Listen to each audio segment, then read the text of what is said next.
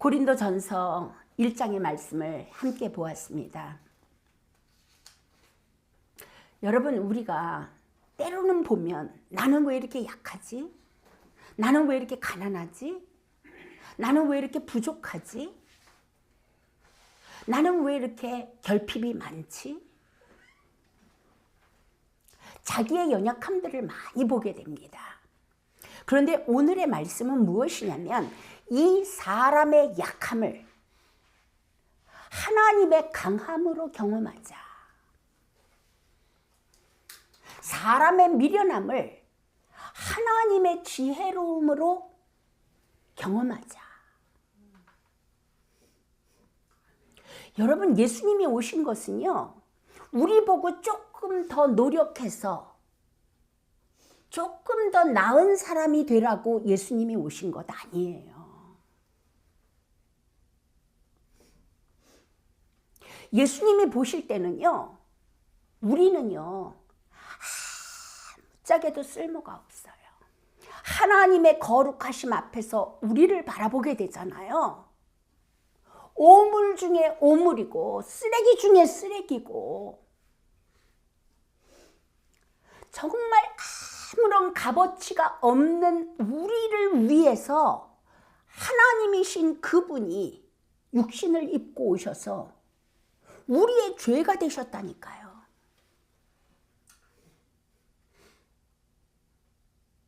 우리가 달려 죽어야 될 그 십자가에 하나님이 달려 죽으셨다니까요.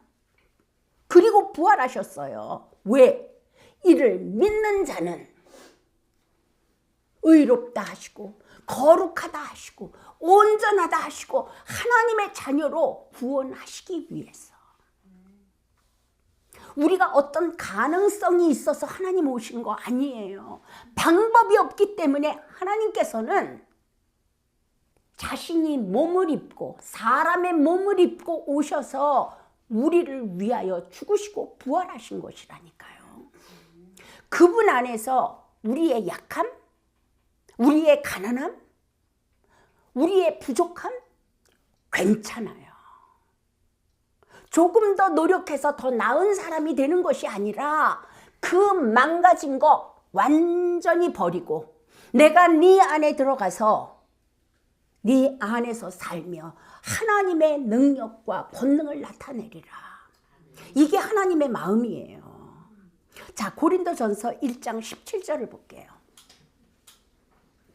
그리스도께서 침례를 주라고 나 바울을 보내지 아니하셨고 오직 복음을 선포하라고 보내셨나니 이 일을 말의 지혜로 하지 아니함은 그리스도의 십자가가 무효가 되지 않게 하려 함이라.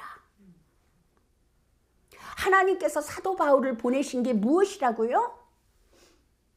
세례 주라고, 교회 번쩍번쩍하게 웅장하게 교회 지으라고 보내신 게 아니라고요.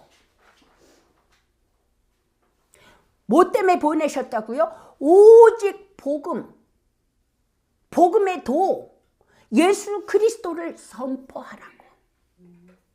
우리의 사명을 정확하게 알고 있어야 돼요. 예, 착한 일 하고 사람을 섬기고 교회에서 열심히 봉사하고 다 좋습니다.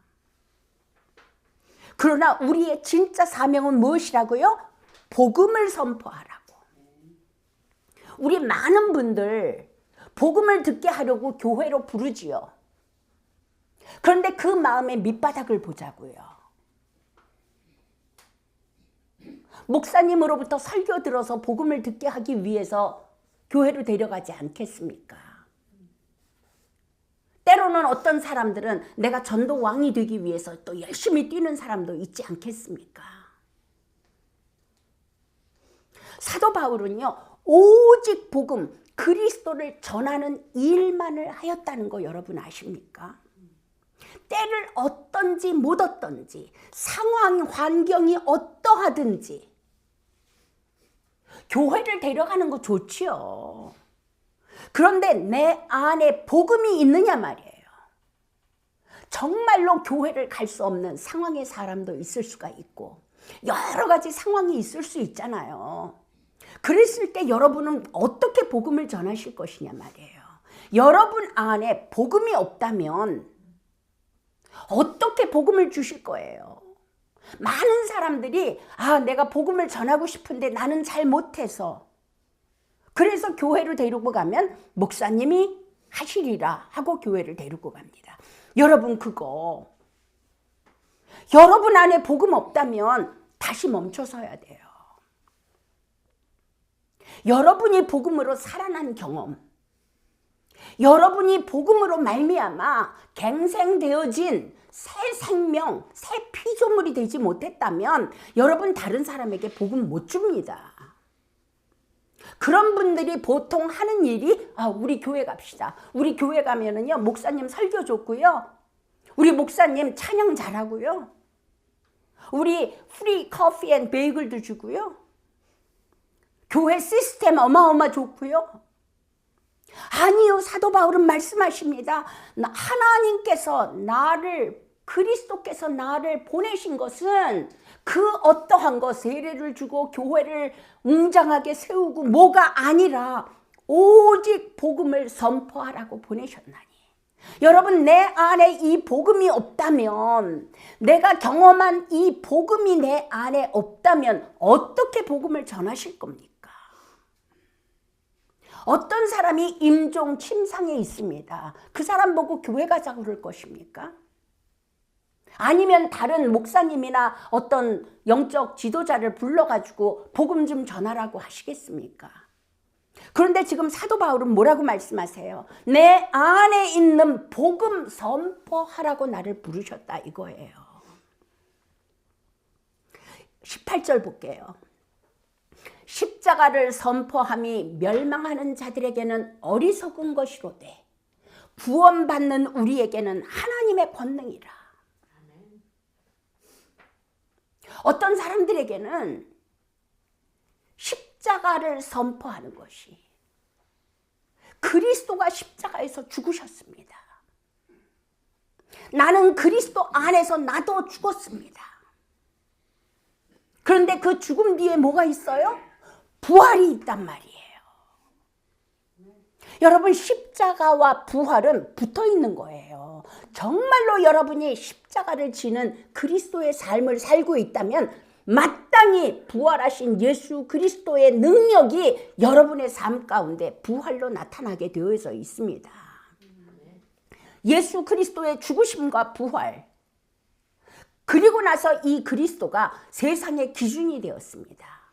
그 전에는 하나님 안에 있었음에도 불구하고 세상 가운데 나타나 있지 않았습니다. 그러나 2000년 전에 예수 그리스도가 십자가에 죽으시고 부활하시며 우리는 눈으로 보았단 말이에요. 그 부활을 보았단 말이에요. 그분이 세상의 기준이 되었고, 지혜의 근본이 되었고, 생명의 원천이 되었고, 알파와 오메가요, 창조자요, 통치자시요, 구원자시요, 장차 오시는 심판자시요, 우리의 하나님 아버지라는 걸 우리가 알았지 않습니까? 여러분, 세상은 그리스도로부터 시작되었고 결국은 그리스도로 귀결되어진다는 것이, 그것을 알아지는 복이 모두에게 있어지기를 바랍니다. 우리는 열심히 세상을 따라갑니다. 열심히 세상 방법 따라갑니다. 그런데 사도 바울은 말씀하세요. 예수 그리스도의 십자가 외에는 그 어떠한 것도 알지 않기로 작정하였노라 라고 이야기합니다. 도대체 이 그리스도의 십자가, 그리스도가 누구길래? 그분이 세상의 시작이라니까요. 그분이 세상의 기준이라니까요. 모든 답은 그리스도께로 귀결되게 되어져 있습니다. 이것이 보여지는 것이 복 중에 복인 것이죠. 19절을 보겠습니다. 기록된 바 내가 지혜로운 자들의 지혜를 무너뜨리고 분별 있는 자들의 명철을 쓸모없게 만들리라 하였으니, 말씀에 나오는 거예요. 지혜 있는 자들의 지혜를 무너뜨리고 세상에 지혜롭다고 생각하는 사람들 많습니다. 머리 좋은 사람들 많습니다. 수단 좋은 사람들 많습니다. 그런데 하나님께서는 말씀은 뭐라고 얘기를 해요? 그것을, 그 지혜를 다 무너뜨리고 분별 있다라고 이야기하는, 명석하다라고 이야기하는 자들의 명철을 쓸모없게 만들어 버리리라. 지혜로운 자가 어디 있느냐? 서기관이 어디 있느냐? 세상의 변론가가 어디 있느냐? 하나님께서 이 세상의 지혜를 어리석게 만들지 아니하셨느냐? 그리스도가 오기 전에는 얼마나 철학이 발달을 했습니까? 그리스도인들은 얼마나 지혜를 추구하였습니까? 우리가 삶에서 실제로 보지 않습니까? 정말로 예수 그리스도로 거듭나신 분들 보세요. 세상에서 그렇게 부족하고 연약하고 어리석어 보였던 사람들이 그리스도 안에서 엄청 지혜로워지는 것을 우리는 볼 수 있습니다. 이게 하나님의 지혜예요. 사람의 지혜가 아니에요. 하나님은 끝없이 하나님의 지혜로우심을 우리 삶 가운데 나타내십니다. 그리고 우리의 지혜를 무너뜨리십니다. 여러분, 세상에서 완전한 것을 보셨나요? 세상에 완전한 것은 없습니다. 끝없는 부조리와 불합리와 불일치, 그것들의 그 다람쥐 쳇바퀴 도는 것 같은 이 세상. 세상은요, 끝없는 말꼬리 잡기와 논쟁, 시끄럽습니다. 여러분 뉴스 들어보세요. 매일 똑같은 얘기예요. 이거 지나가고 다음 거 오고 또 다음 거 오고 또 다음 거 오고, 그러나 답이 없습니다. 이것이 세상이에요. 이것이 세상에서 지혜롭다는 사람들이 운영하는 세상입니다. 1장 21절을 볼게요. 하나님의 지혜에 있어서는 이 세상이 지혜로 하나님을 알지 못하였으므로. 하나님의 지혜로 말하자면 이 세상이 자기의 지혜로 하나님을 알 수 없다라는 거예요. 서울대학 다니는 사람이라고 하나님의 말씀을 밝히 깨달아 알 수 있을까요? 하버드 대학 다니는 사람이라고 하나님의 말씀 안에 감추어진 비밀들을 끄집어낼 수 있을까요? 하나님의 지혜이신 성령이 함께하지 아니하시잖아요. 그냥 소설책이에요. 하나님의 지혜에 있어서는 이 세상이 지혜로 하나님을 알지 못하였으므로. 여러분이 하나님을 깨달아 알게 된 것, 하나님에 대해서 눈이 열어진 것, 여러분의 지혜 아니에요. 여러분의 똑똑한 머리 아니에요. 하나님께서 은혜 주셔서 그분의 지혜로 우리의 눈을 열어주시고 이 말씀 안에 감추어진 비밀들을 알게 하셨기 때문에 내가 깨달을 수 있고 믿을 수 있게 된 것이거든요. 하나님의 지혜에 있어서는 이 세상이 지혜로 하나님을 알지 못하였으므로 하나님께서 복음 선포, 전도의 어리석은 것으로 믿는 자들 구원하시는 것을 기뻐하셨도다. 복음 선포. 여러분의 복음 선포를 통하여서 믿는 자들을 구원하시겠다는 거예요. 제가 교회를 부인하는 이야기가 아니에요. 교회에 가기 전에 내 삶 가운데서 이 복음을 전해야 될 상황이 되었을 때 내 안에 얼마만큼 복음을 가지고 있는가. 여러분 그거 가지고 있지 못하잖아요. 스스로 돌이켜 보셔야 됩니다. 내 안에 없다면 어쩌면 아직 복음이 무엇인지, 거듭남이 무엇인지 경험하지 못했을 수도 있다는 이야기거든요. 많이 들었습니다. 30년, 50년 교회 들었습니다. 교회 다녔습니다. 그런데 내 안에서 나올 것이 없다?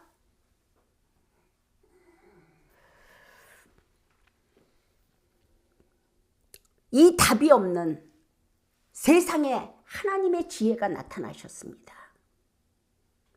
세상의 지혜로는 알지 못해요. 17절에 그렇게 이야기하지 않습니까?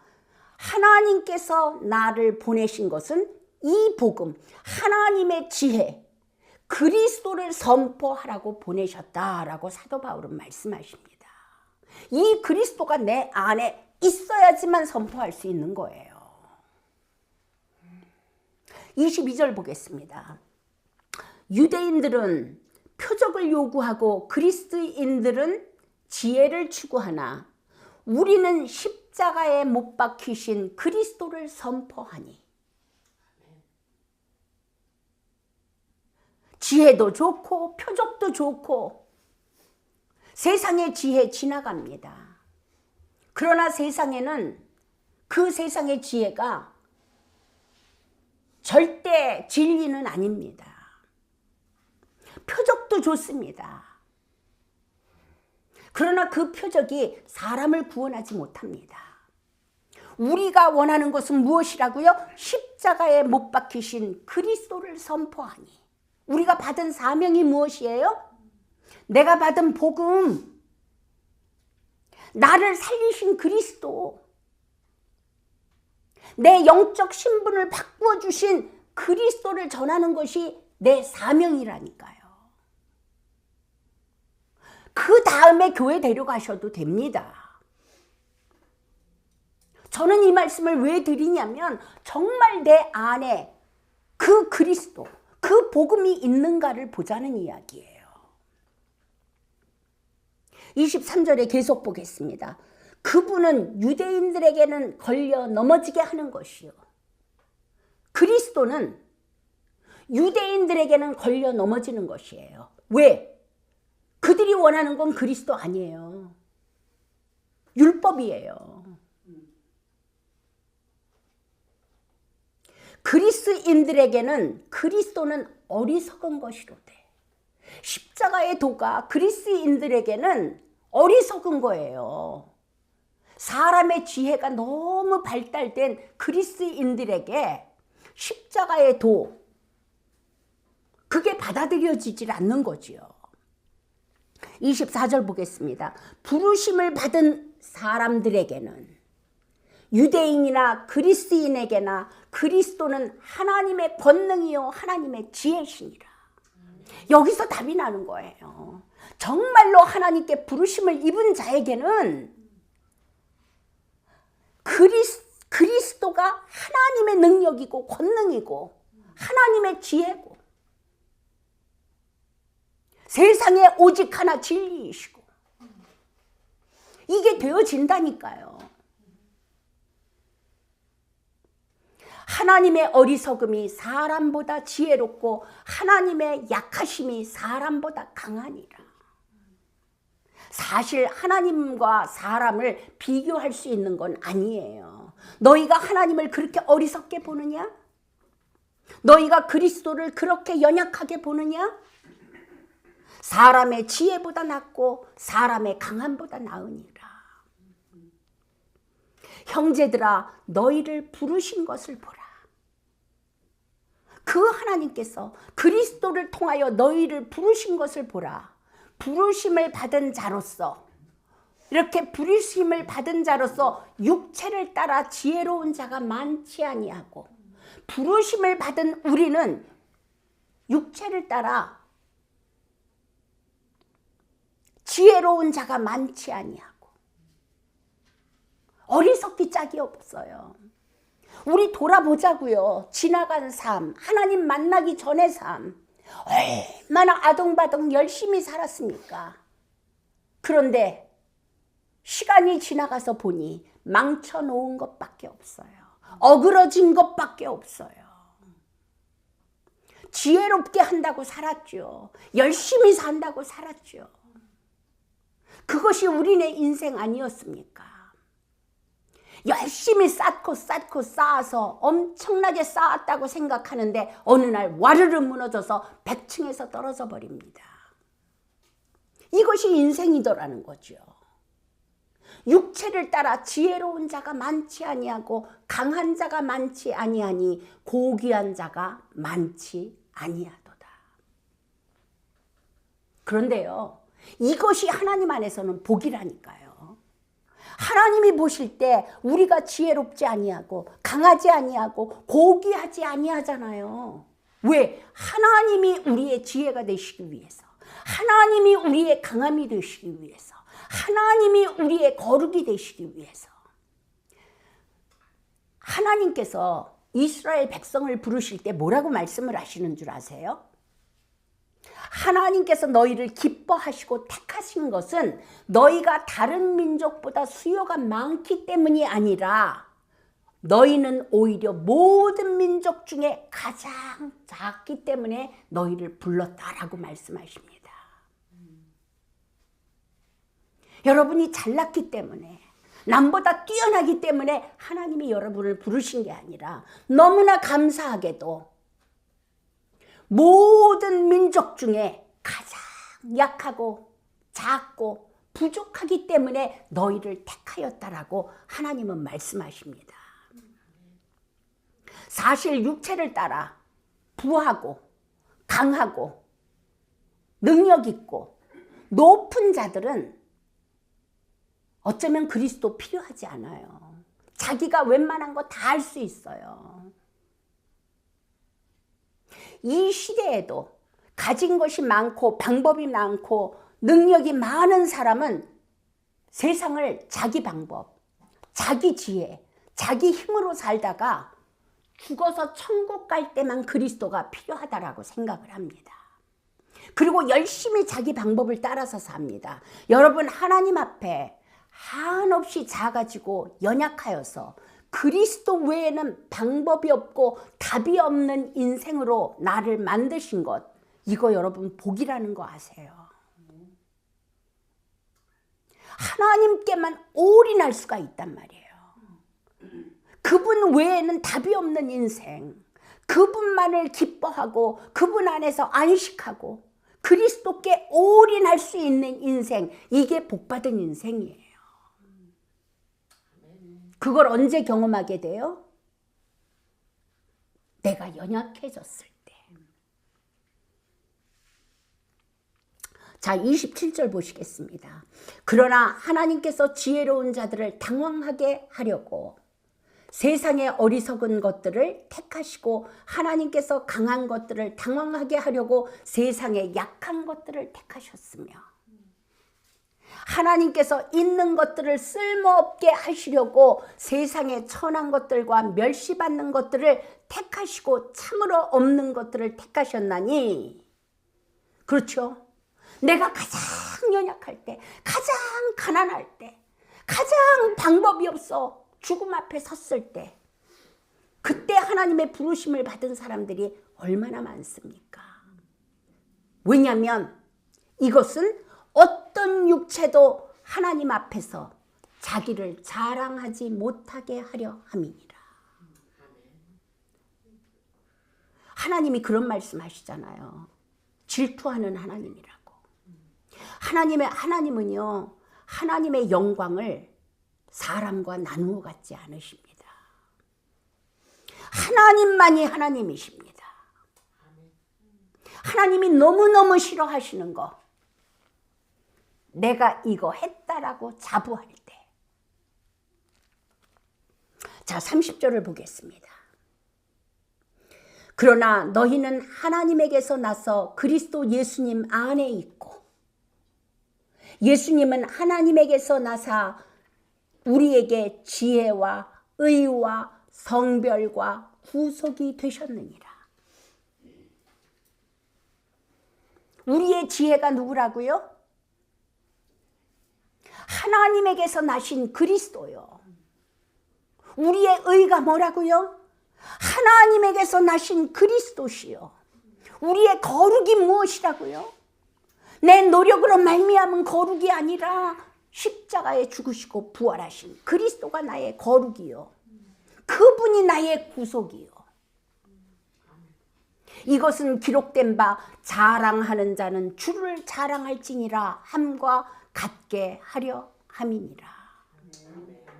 육체를 따라서 부하고 강하고 지혜롭고 높은 자들은 자기의 훌륭한 가문을 이야기할지 모릅니다. 자기의 열심을 자랑할지도 모릅니다. 자기의 의로움을 자랑할지도 모릅니다. 그러나 우리는 무엇을 자랑합니까? 그리스도를 자랑합니다. 그래서 우리의 연약함을 자랑하는 거예요. 우리의 연약함 가운데 그리스도가 주인 되시고 구원자 되시고 하나님 되시고 나니 하나님께서 이렇게 하셨습니다. 나의 의가 아니요, 나의 열심이 아니요, 하나님의 은혜입니다 라고 이야기하는 것입니다. 아멘.